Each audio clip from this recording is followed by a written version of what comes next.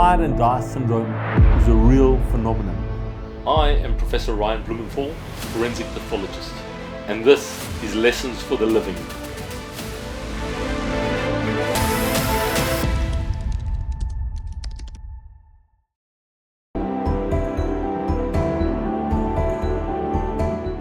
So even though we're in Africa, we do sometimes get deaths from hypothermia. That's when your core body temperature drops to below 25 degrees centigrade. It is a death mimic. However, before you die, you have some paradoxical behaviors called cold idiocy. And if we get to one of these scenes, these are crazy scenes and they're very hard to understand.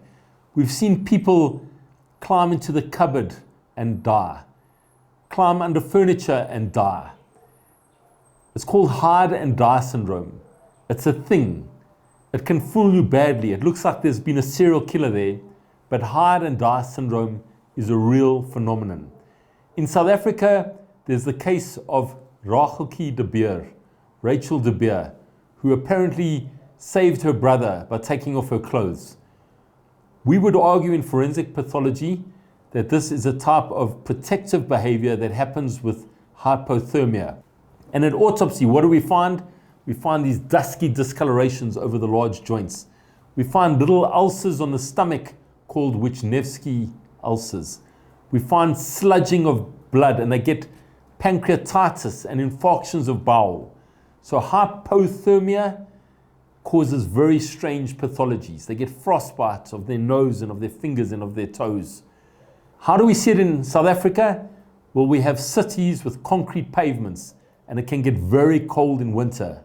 And if you are homeless or have no fixed abode, we've seen people die due to hypothermia. Hyperthermia. Who gets hyperthermia? We see it in several contexts.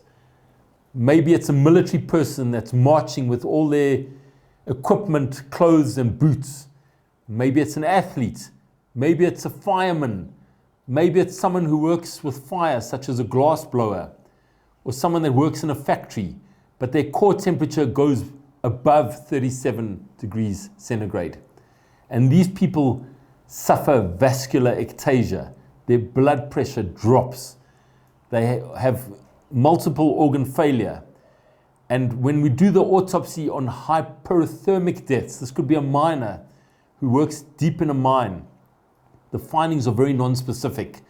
But one of the most common findings we see is a subendocardial hemorrhage at the left ventricular outflow tract of their heart, which means a precipitous drop in blood pressure. And interestingly enough, our enzymes denature with heat. However, humans can handle extreme cold better than they can handle extreme heat. Subscribe for greater insights into humanity. Lessons for the Living from the autopsy table. Voilà.